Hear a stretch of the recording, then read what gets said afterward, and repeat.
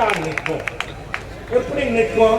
அந்த மாதிரியாக இவர்கள், அதுவும் அறநிலைத்துறை முழுவதும் நான் இந்த மாதிரி பேசுகிறபோது விசுவாசத்தோடு உங்களுடைய மேலான ஆதரவோடு இந்த நாட்டிலே மீண்டும் முதலமைச்சராக வர இருக்கிற எங்களுடைய அன்பிற்கு மிக தொடர்ந்து அண்ணன் அவர்களே, நீங்கள் நினைப்பது போல அல்ல, மிக சிறப்பாக இந்த நிகழ்ச்சி நீங்க பார்த்தா, இங்க நான் போய் பார்த்தேன், அவங்க செயல் திட்டங்களை பார்த்தா அவர் விவசாய மந்திரி என்று அழைக்க வேண்டாம், இன்றையிலிருந்து அவரை விஷம் பரப்பும் மந்திரி அப்படின்னா, அந்த மாதிரியாக மிக மோசமான ஒரு அமைச்சர், சட்டமன்ற உறுப்பினர் நம்முடைய வள்ளலார் பெருமானுடைய அந்த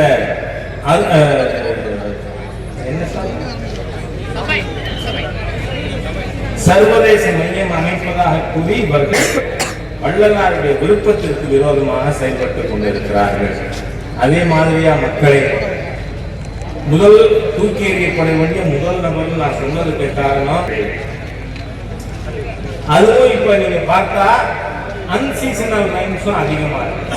பாரதிய ஜனதா கட்சி நேரடியாக சென்று அதை நிறுத்தி காட்டினோம். அதே போல இங்க இருக்கின்ற மக்களுக்கு நான் சொல்கிறேன், இந்த 1119 ஏக்கர் நிலமும் இதுவரை கையகப்படுத்தியது விவசாயிகளுக்கு மீண்டும் கொடுக்கப்படும். 26 மே மாதம் அமர இருக்கின்ற அரசாங்கம் நிச்சயமாக விவசாயிகளுடைய 1 ஏக்கர் நிலத்தை கூட எடுப்பதற்கு நாம் அனுமதிக்க மாட்டோம். நீங்க பாத்தீங்கன்னா உள்ளூர்ல என்னவெல்லாம் அராஜக செயல் நடந்து கொண்டிருக்கிறது.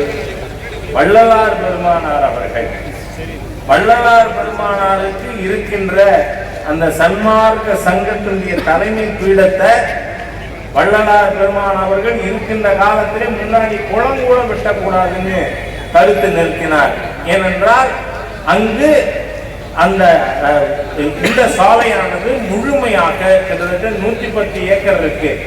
மக்களுடைய பயன்பாட்டிற்கு அது திறந்த வெளியாக பராமரிக்கப்பட வேண்டும்னு அங்க போய் சர்வதேச மையம் கட்டுறேன்னு நம்ம, அதாவது பேரு சேகர் பாபுவோ அல்லேலியா பாபுவோ, நீங்க என்ன பேர் சொல்லி அழைக்கணும்னு விரும்புறீங்களோ அந்த பேர் சொல்லி அழைக்கலாம்.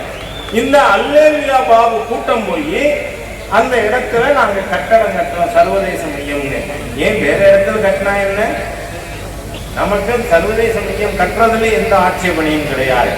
ஆனால் வள்ளலாருடைய விருப்பத்துக்கு விரோதமாக கட்டப்படுது. என்ன காரணம்? இந்தியாவை முதன்மை பெறுகிற இடத்திலே வைத்திருக்கிறார்கள். அதற்காக நீங்க பார்த்தா வண்டிக்கு 4 சக்கரம் உண்டு. ஒரு சக்கரம் பழுதாயிட்டுன்னா என்ன பண்ணுவோம்? ஸ்டெப்னி உபயோகப்படுத்துவோம். அந்த மாதிரி இன்னைக்கு நம்முடைய கொண்டே இருக்கிறது. இந்த ஊருக்கே ஒரு அழகான ஒரு வரலாற்று பெயர் என்னன்னா கூடலூர் தான். 3 நதிகள் சங்கமிக்கின்ற ஊருங்கிறதால அது ஆரம்ப கட்டத்துல கூடலூர், அதற்கு பின்பாக இது கடலூர். அதிகமான விவசாய மக்களை கொண்டிருக்கக்கூடிய பகுதி. அதிலும் குறிப்பாக இந்த மாவட்டத்தில் இருக்கக்கூடிய மண்ருட்டி பலாப்பழம் என்பதற்கு நம்முடைய பாரத பிரதமர் புவிசார் குறியீடு வழங்கி உலகம் முழுவதும் மண்ருட்டி பலாப்பழத்திற்கு ஒரு தனி மரியாதை ஏற்படுத்தி இருக்கிறார். பலாப்பழ மாதிரியே சுவையான மக்கள், அன்பான மக்கள், இனிப்பான மக்கள். இத்தகைய சிறப்பு வாய்ந்த கடலூர் மாவட்டம் திமுக ஆட்சியில் எதிர்கொள்ளக்கூடிய துயரங்கள் என்னவென்று